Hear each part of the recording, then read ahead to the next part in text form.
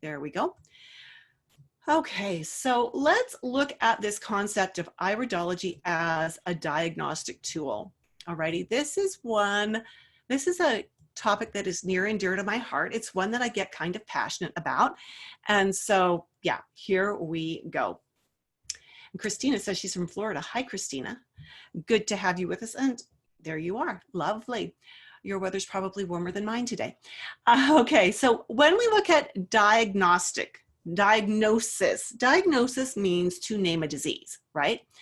And so the question for today is iridology a diagnostic tool? What can we diagnose using the eyes? What value does iridology have in assessing client needs and creating wellness programs? Because it's no good having a tool if all it does is maybe give you a skeleton outline of things. We need deeper stuff. Now, you know, one of the things we need to be aware of as well is that when you go to a doctor or a naturopath, they run tests, they analyze those results of those tests, and it's always more than one test, it's several tests. Then they name a disease, and then they create a treatment protocol based on the disease name. Okay, so that's not necessarily a bad thing to do, but remember that the statistics suggest that the diagnostic errors based on autopsy, they're able to prove that at least 20% of the diagnoses were incorrect. And that was reported in the British Medical Journal, Volume 22, Issue Supplement 2. So if you want to look at those statistics, I'm not making that up, and it's not that I'm trying to badmouth anybody. It's just that if you treat based on a label, the chances are, and that's with full medical tests, the chances are about 20% you're going to be wrong. And that means that the right treatment wasn't delivered. So maybe we don't actually want to diagnose. Maybe we don't actually want to name anything. Okay, because we've also heard the stories, and I'm sure you've seen these in your own family, where someone has received a diagnosis of something, and years later, even though they were completely well, the whole situation was totally remediated, they were not able to shake that label. We see this with insurance companies, right? You see it all the time. If you've ever taken an antidepressant, ever, even for like 8 weeks, you pay more for insurance for the rest of your life because they figure you're depressed, whether you're taking the meds or not. So those labels stick and we can't get rid of them. So maybe we don't want to be using iridology as a diagnostic tool. Let's look at this a little more in depth. I'm also going to just throw in a little invitation here for you that if you would like to be on my email list, and I know some of you already are, thank you for that. If you want to know more details about when the next little webinars like this are happening or when the next big course is happening, the way to do that is to get onto my email list. And so if you go to iridology.education, there's going to be a pop-up box that asks you if you want to receive an iridology map. Put your information in there. That'll add you to my list. It'll also send you an email that gives you the link to download the map. Okay, so that's all golden, and do it if you want. And if you don't want to do it, don't do it. Pretty easy stuff. Let's look at a case study because we need to understand the value of constitutional as an assessment tool, not a diagnostic tool, in a holistic wellness practice. Because when we use iridology to actually assess, we get better answers. And when we use it properly, we get better answers. It doesn't matter if you're a herbalist, a nutrition coach, an aromatherapist, or a naturopath. I want you to just stay with me for the next, probably about 20 or 30, maybe 35 minutes, and you'll be able to see what kind of insights you can gain from doing a constitutional iridology assessment.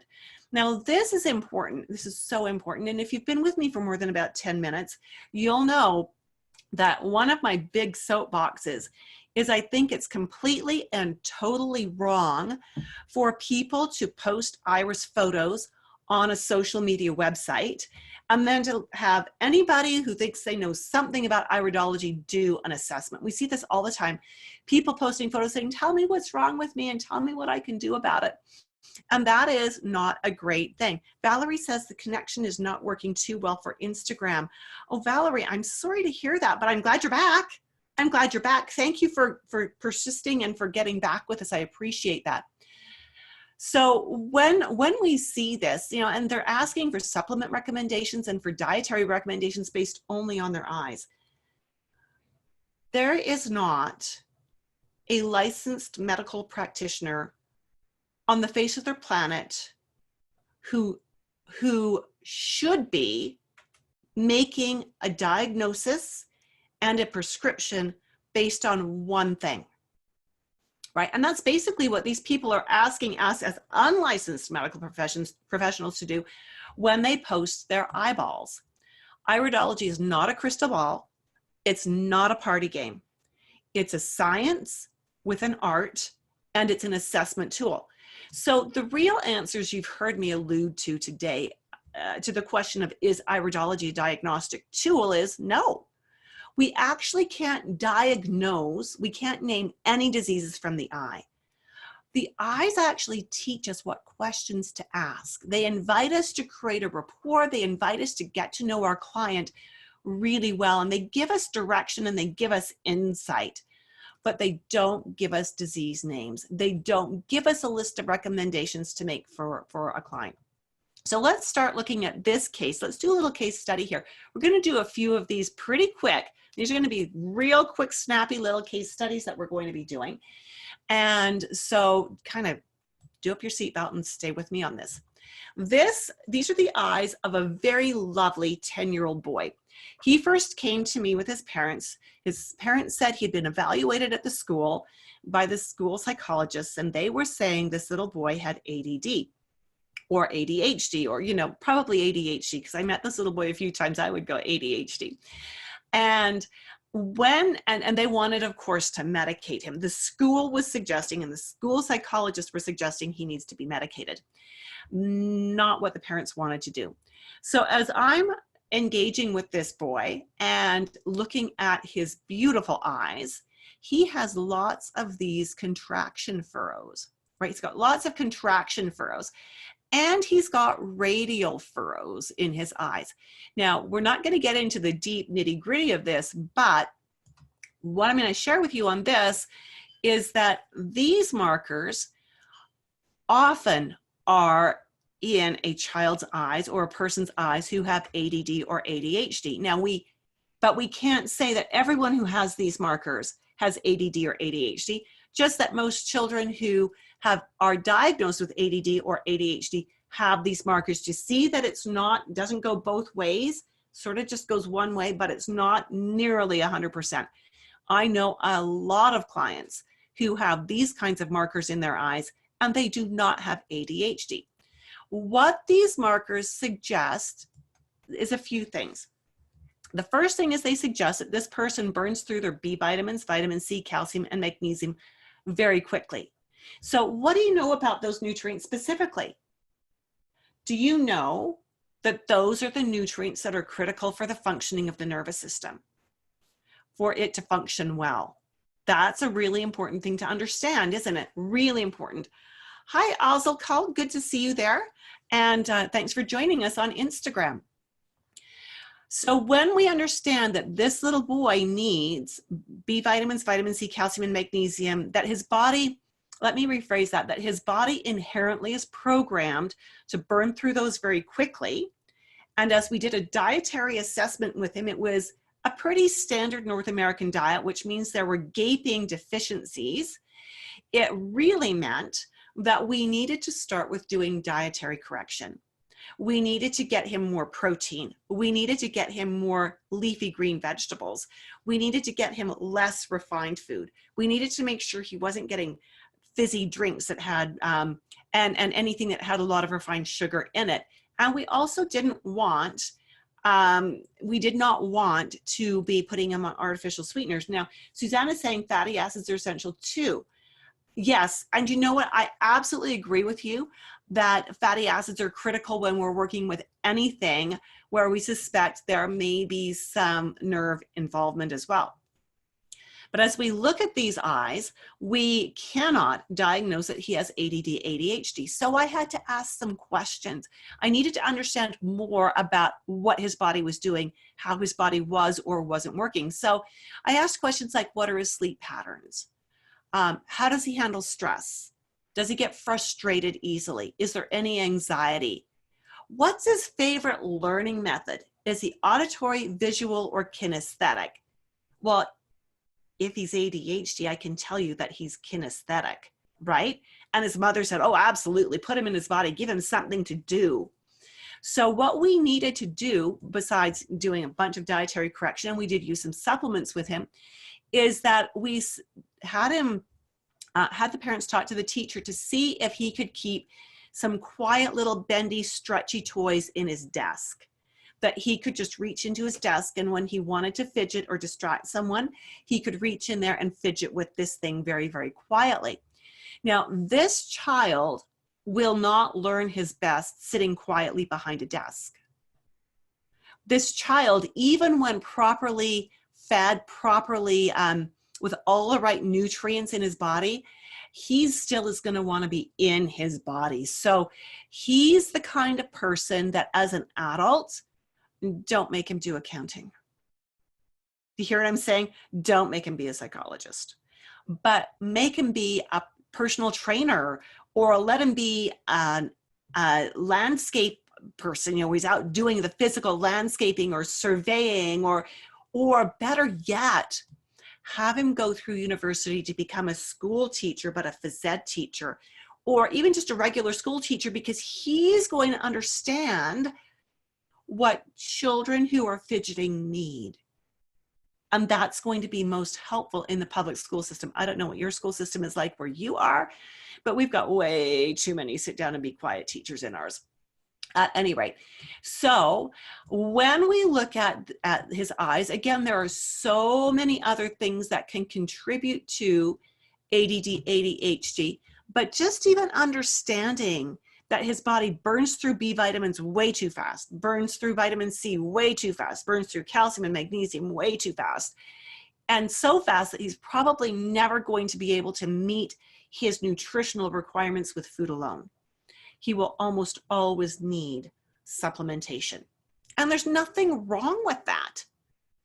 It just means that he needs that, right? And so you give it to him. We all need breakfast every day, right? Or we should. Well, he needs breakfast and he needs supplementation. Here's another case. This is an adult woman who was in her late 20s when she came to me. And her concern was that she and her husband had been trying for 5 years to get pregnant with no luck. No, I shouldn't say that. They had conceived soon after they were married, and it ended up in an ectopic pregnancy. And then they had no luck after that. Now, she had also gained about 60 pounds in the 5 or 6 months leading up to their wedding, which wasn't a happy thing for her to do. Most of us don't want to gain 60 pounds. There are a lot of causes of infertility, and that's definitely what she was working with. And she actually had polycystic ovarian syndrome. She had a medical doctor who was right on cue. And first, the medical doctor ran a few tests and came back and said, yep, PCOS for sure.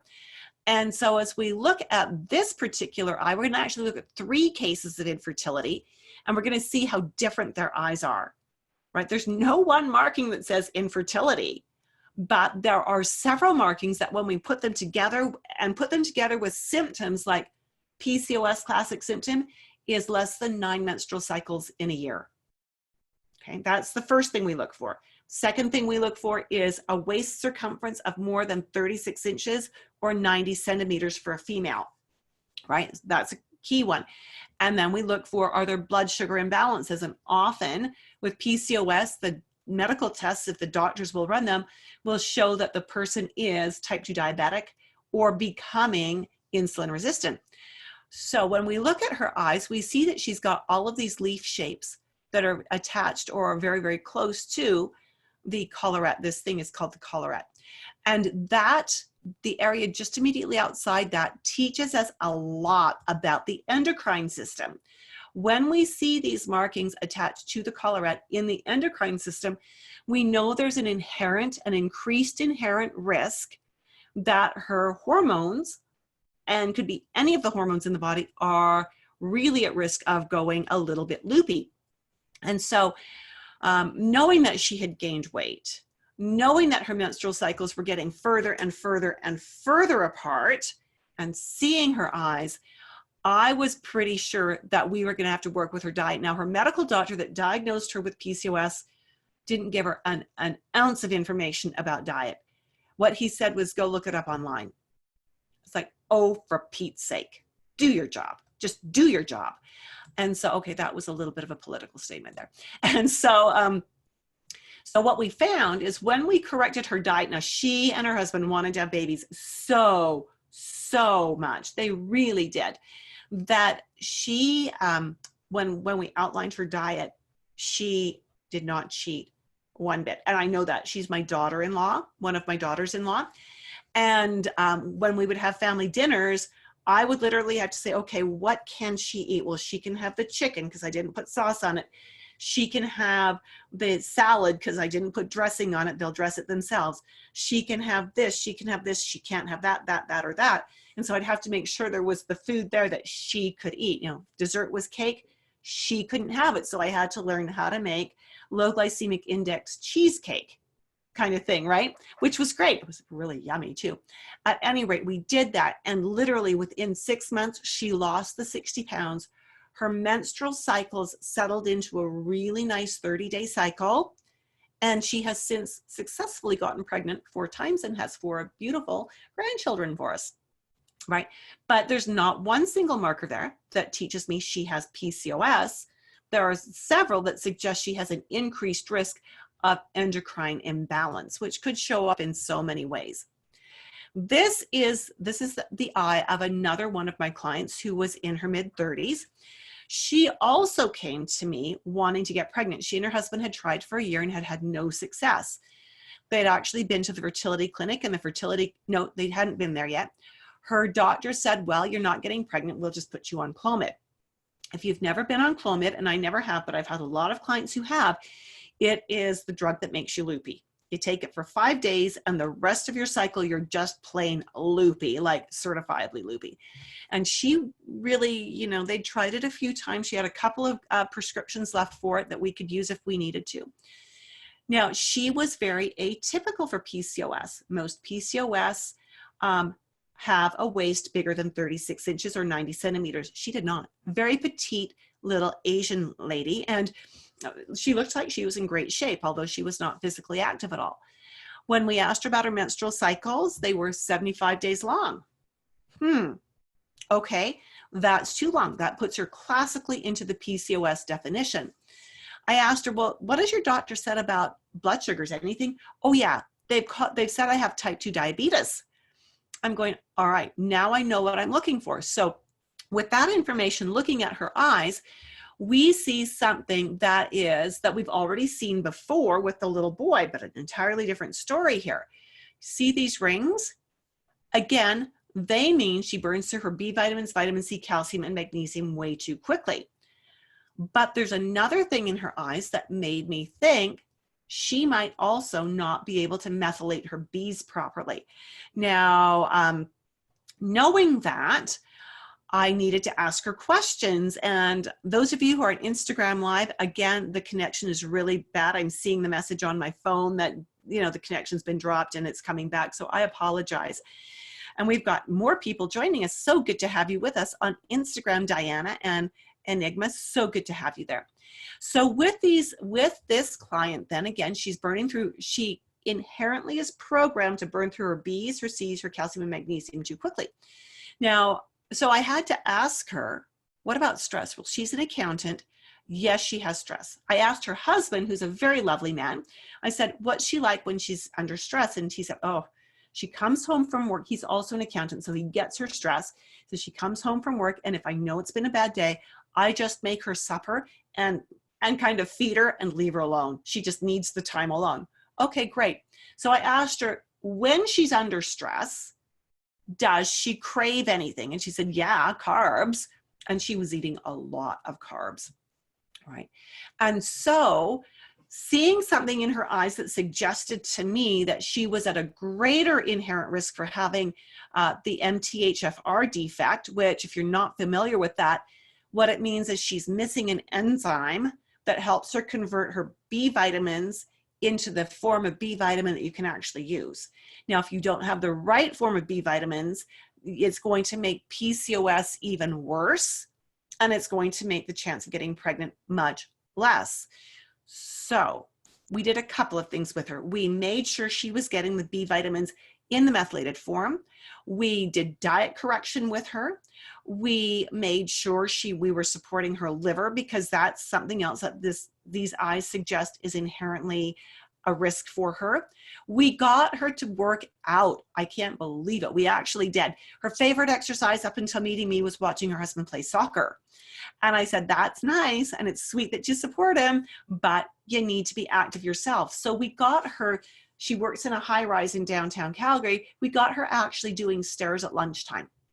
And she would go and she would do stairs for 30 minutes. Oh my goodness, every lunchtime, which was brilliant, because when she did that, she found that it helped to cut her cravings, along with the foods that we had changed, taken away, and added the right things, got her on the supplements, and brilliant.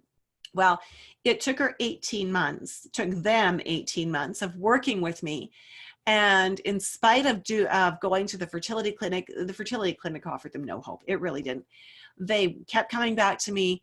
After 18 months, she got pregnant. She delivered a beautiful 7-pound baby boy, term delivery, which is also unusual for PCOS. They often go preemie, and a 3-hour start to finish labor and delivery. Oh my goodness, right?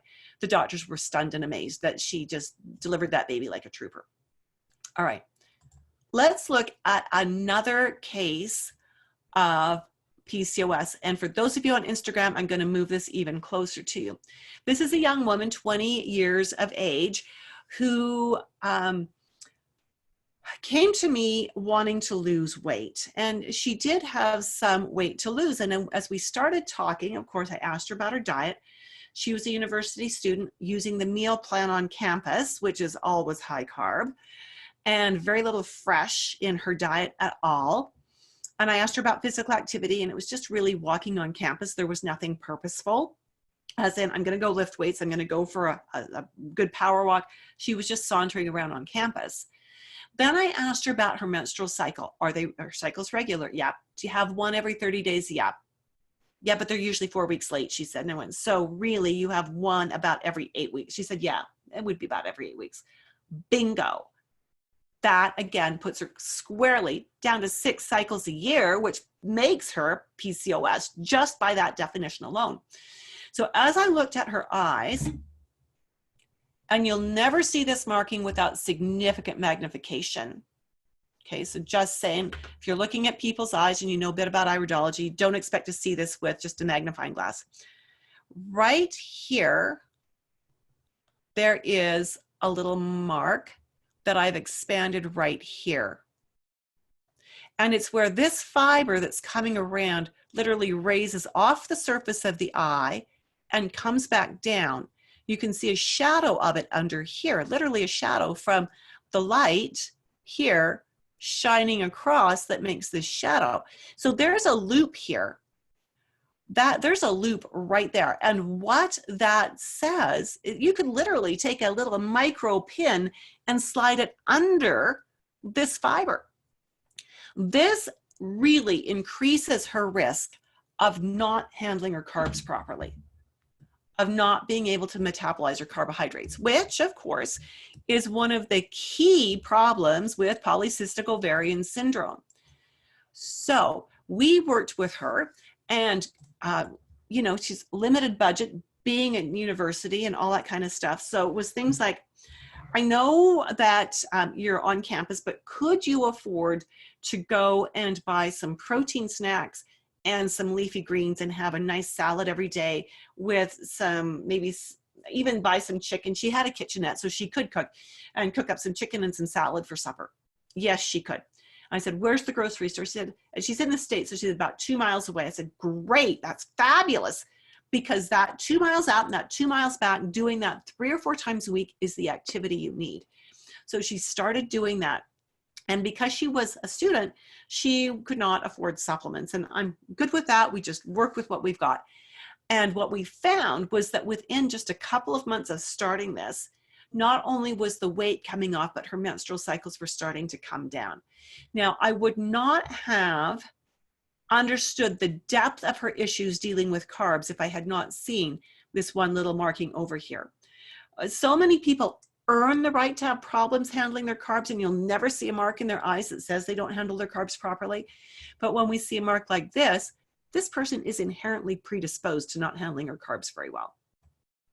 Okay, so there we had 3 different eyes, 3 different cases, all of their eyes radically different markings, but they all had polycystic ovarian syndrome. So we cannot look at the eyes and say this person has PCOS, but we can ask all the right questions and understand what's going on in their body, and then use the eyes to help us understand why it's going on. And when we understand the why, then we are more clear on what to do. So if I saw this marking in a man or in a woman who did not have PCOS, I would still be wondering, how is that person handling her carbs or his carbs? And we'd still work with it. All right, this is another client. I do a lot of high risk pregnancy infertility work. So this is another pregnancy case. She and her husband have been trying for a full year to get pregnant, and there was no luck, no joy here. And so as I took her eye photos, I noticed a particular very tiny marking that you won't be able to see easily on Instagram, but it's a little marking that is sitting right here. And that marking alone made me wonder, does she methylate her B vitamins properly?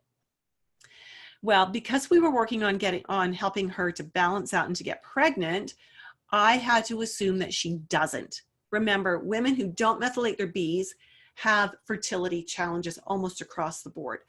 And so I started her out on methylated Bs right from the get-go. And we worked, her diet was actually really amazing already. And she was really doing some positive, really good lifestyle stuff. Her cycles were really nice and regular, slightly short on the luteal phase. So we had to work on that a tiny bit. But she did get pregnant. And partway through the pregnancy, she decided to do 23andMe.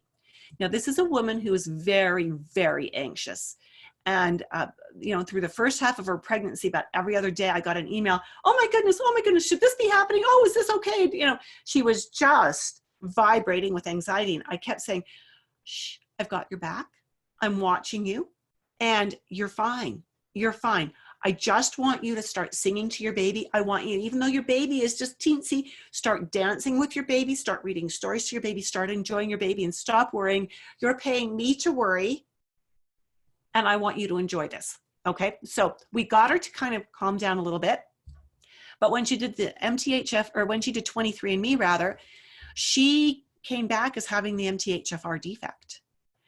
And then I got one of those vibrating emails again where it was just, and she said, oh my goodness, I have the MTHFR defect. It says it right here. Oh my goodness, what do I do? Oh my goodness, my baby. Oh my goodness. I said, whoa, stop. I suspected that from the get-go. I've had your back since the get-go. We've had you on the right supplements since day one. For a full year before you got pregnant, I've been anticipating this. Now, that sign that I pointed to doesn't guarantee that a person will have MTHFR. But, when I combine it with what we've seen in the other eyes that we've looked at with all these little things attached to the collarette, that one little marking, it just made it feel like that would be the right direction to go.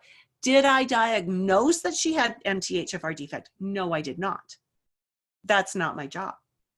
I just know that that marking has a high correlation to MTHFR, and I would never say to her, I think you got MTHFR. Right? That's not my job. My job is to make sure she's got the supplements she needs. So looking at these eye photos, you cannot say that someone has MTHFR or not. Suzanne, great question. It's actually, she asked, what is MTHFR? That is a topic for an entire like 2-hour class. MTHFR, the encapsulated version, is where the liver lacks the enzyme to properly methylate the B vitamins. There are certain B vitamins we can't use if they're not methylated. And so if a person has that defect, they don't methylate their Bs, and it means that certain B vitamins accumulate in the bloodstream, but they're not usable, and they don't have the B vitamins in the right form to actually use them. Okay, and that's not a good scenario, especially for someone who wants to get pregnant. All right. This is to prep us for the last case, which is a male client of mine who's in his late 50s, early 60s. He came to me with something I had never heard of before. Sphincter of Oddi dysfunction. I had to do, Diane, the marking, you wouldn't be able to see it on the Instagram feed because it's a teensy weensy marking. So I'm not going to go back and review it just because it's so tiny that you won't see it on there. I pointed to it, but it is minuscule. Unless you're watching this on a large screen of some sort, you wouldn't see it. So Sphincter of Oddi. Let's talk about Sphincter of Oddi. We've got the liver. The liver produces bile that comes down the bile ducts and into the gallbladder to be concentrated for when you need it. When you've got fatty foods coming through the small intestine, the gallbladder squirts the bile out into the small intestine to emulsify the fats, so you get the nutritional value from your fats. When we have a Sphincter of Oddi problem, it's right here. There's a little sphincter right here called Sphincter of Oddi. And this Sphincter of Oddi dysfunction is really, really common in people who've had their gallbladders removed. So I'd been seeing this client for a few years, and then he faded off into doing whatever he was doing. And in those years that he was gone, he ran into some serious gallstone issues and had his gallbladder removed. And now he was running into severe pain that could only be deduced as being Sphincter of Oddi because there is no actual test in any place in the face of the world. We've searched for it online. There's no way to test for a Sphincter of Oddi dysfunction. There are some tests that kind of go, well, yeah, maybe. We kind of see this in a lot of people. This test result in a lot of people have Sphincter of Oddi, but it's not universal. So it's not a really great test. It's basically sort of a screening tool. And so as he came into me, he was saying, you know, what do we do with this? And I said, golly, I don't know. Let me do some research. So remember where that Sphincter of Oddi is. Because when I looked at his eye, this is his right eye, I did not actually see, there's no area in the eye for Sphincter of Oddi. Just saying. There's nothing in the eye that will ever show us that he's had surgery to have his gallbladder out. We're not going to see anything surface because remember, the iris is inherent. It is your genetic inheritance. It shows us, it's a roadmap. It's a diagram of how you're genetically put together. And that teaches us more about where your risks and challenges are and where your strengths are. What we see in the eye is never a guarantee that there's a problem. So the Sphincter of Oddi does not have a specific point in the iris. And if it did, that would be very allopathic, wouldn't it? That would be like a medical doctor, as opposed to being holistic. So that would not be very constitutional iridology of us. Now, what we know is that at about 7 o'clock, we have the, and Suzanne is asking, did I say what MTHFR is? Yep, we've done it twice, Suzanne, right at the beginning, early on, and just a few minutes ago. So yeah, we talked about MTHFR defect. And so as we look here at about 7 o'clock, this is where liver gallbladder sits. So gallbladder is up here, liver is down here. This pigment doesn't actually suggest, to this one, yes, I've gone over what Sphincter of Oddi is. Just a few minutes ago, I showed a diagram of it. Okay, and so what we see here is, again, liver gallbladder. The pigment in this, and there's lots of pigments here that suggest that gallbladder could want to be an issue. But those pigments don't say gallstones, they just say gallbladder. And so when we add this layer of information that teaches us that we know from German New Medicine, so this is outside the realm of iridology, but German New Medicine says gallstones are the result of unresolved anger. And knowing this fellow, oh my goodness, he's the nicest man you would ever care to meet. And when I touched on that with him and I said, you know, this I'll just suggest that there might be some unresolved anger.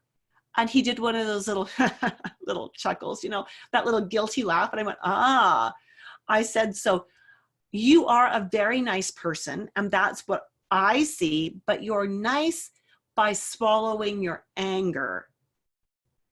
And again, he kind of laughed. I went, I nailed it, didn't I? And he said, yeah, you really did.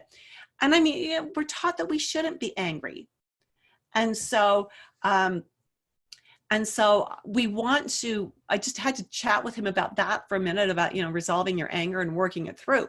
So when we know that Sphincter of Oddi often follows gallbladder removal, but there is no iris marker that suggests an inherent predisposition to it, we just have to work with Sphincter of Oddi in general as a spasm, because that's what it is, spasm with scar tissue forming. And so we have to work with it on that level, but we don't see a marking in the eye that lets us diagnose that. We cannot give it a name. All right, so questions, where does that leave us? Where does that leave us as far as iridology goes? It leaves us right back with the idea, the understanding that iridology is an assessment tool, and it points the way to questions that we should ask. And it guides us in our dietary recommendations when we understand how the organs work and how they interact with each other, and we see markings in the eyes. Then we can do a better job of making dietary recommendations, or depending on your training, supplement recommendations. We see in the eye inherent potentials. We don't see absolutes. So we can never name a disease from the eyes. Which, you know, if you've been hanging out on the websites that do that, well, that's kind of sad, because it's not the best information. That's information that is about 50 years old and has been disproven. Just want to put in a mini plug here. Confident Nutritionist Dynamic Iridology is the 40-hour live online, so it's taught by live webinars, and there will be more details coming out about this, iridology certification preparation course. So this course contains all of the curriculum you need to certify with the International Iridology Practitioners Association. The course will be starting April 16th for certain time zones and April 17th for other time zones, trying to make it so that the majority of the people around the world can do this if they want. If you'd like the details, hop on over to iridology.education/webinar and join me on Thursday, March 12th at 5 p.m. Mountain Daylight Time for an informational webinar that will give you all the details about who should take this course, so who it's designed for, how this information can be of benefit to everyone, or to the people who take it and in their practices help their clients, and what's best for you to have under your belt before you join the course, and of course all the details about start dates and how to get registered and all that good stuff. So iridology.education/webinar has tons of details. And with that, my friends, we are done for today. We are done for today. Okay, and so now I understand what the Oddi thing is. It's that thing with the language differences. Oh yes, Suzanne, absolutely. We've got the language difference going on because I don't know how to translate Sphincter Body into Danish. So, but Google, when you Google it, that'll make sense for you. That's great, great. So with that, again, we are done for the day. And thank you so much for being with me today. I appreciate that. And if you're interested in learning more about the certification course that's coming up, hop on over to iridology.education/webinar. Sign up for that free webinar on March 12th so that you can get all the details and ask all the questions you want about the course. Suzanne says, thanks for another great webinar. You are welcome. And Peggy on Facebook. Sorry, Peggy, I wasn't checking back here. You're asking a question, so how do we determine it? I'm not sure which it you're talking about, Peggy, but you can add to that comment on Facebook and I will answer it there for you. Have a fabulous day, everyone. And if you're somewhere where the sun is shining, get out and enjoy it. We will see you Tuesday, same time, same place. Bye for now.